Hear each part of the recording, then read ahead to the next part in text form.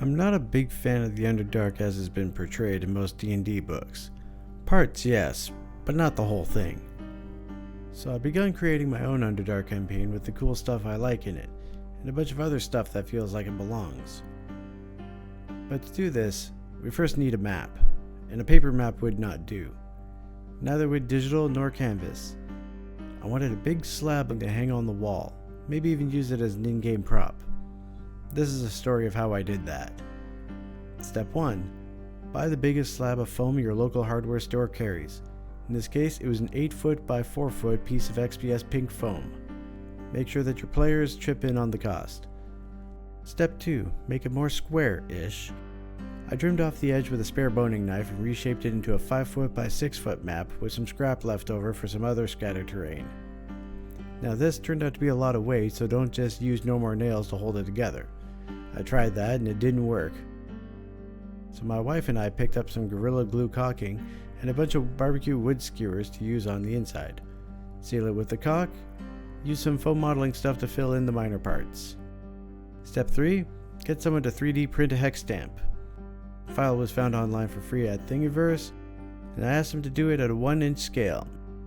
Had some time until I saw him again, so I went along the edge with the same knife and created a random chipping effect, just chopping at the edge at an angle, twisting the knife and pulling away a bit.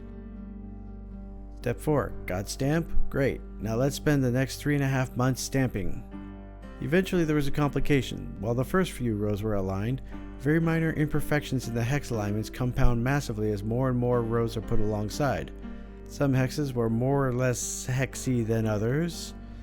Eventually I had to go back and start hexing again, but this time starting at one corner and taking one diagonal line after the other.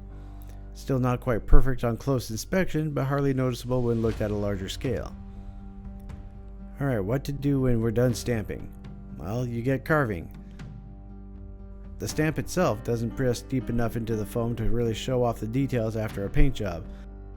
So I took a fine point Sharpie and got gouging. Hex by bloody hex. Broke 2 of these pens, but they were low on ink anyway. Overall, it took just over an hour to do stamping and carving of 1 row. At a rate of a couple rows per night, this still took 3.5 months. Step 5. The paint job. For a base coat, half a bottle of Mod Podge and a healthy amount of black mixed together. No precise recipes here. Because this will create a huge mess, I used a few dollar store shower curtains as a tarp. Once that dried, a friend and I did some gray dry brushing with some soft tip brushes. The goal was to create a look of smooth stone on the presentation side. To hang it on the wall, I got cheap and used bike rack hooks.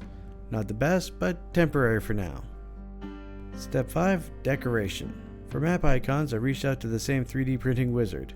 Having googled up a page of fancy map icons until one stood out as, yeah, I guess that'll do. He extracted the images, sized it to about an inch, and printed off a good pile of caves, dungeons, and towns. As players explore this undiscovered Underdark, more areas can get painted in. A few sessions in, I wasn't happy with the paint job. None of the routes felt particularly cavernous. In certain regions painted to fill the entire hex had a very retro feel, but it didn't jive with the goal I was aiming for. Thus, everything was just covered in black. New versions of the major biomes were painted in a more organic way.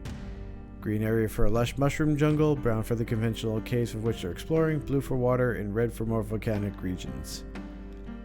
The Far East area is going to take influence from the D1 to D3 modules surrounding Vault of the Drow, while the southern area is going to be more Night Below, and even southern than that, Cyclopean Deeps. But that's just layout. Most of the story is going to be generated through a convoluted mixture of my gaming bucket list and random tables. I always wanted to give a level 2 party the Hand of Vecna and then randomly generate antagonist factions who may have interest in it. We use a mixture of both colored paint on the map icons as well as small flags that denote dominant factions and player locations. Now you know my secrets, and you have the space to house such a monstrosity, and have more painting skills than I do, go ahead and make one for the top side. The scale I use for the game is 1 hex equals 8 kilometers, but my actual hex scroll procedure would have to be an entirely separate video.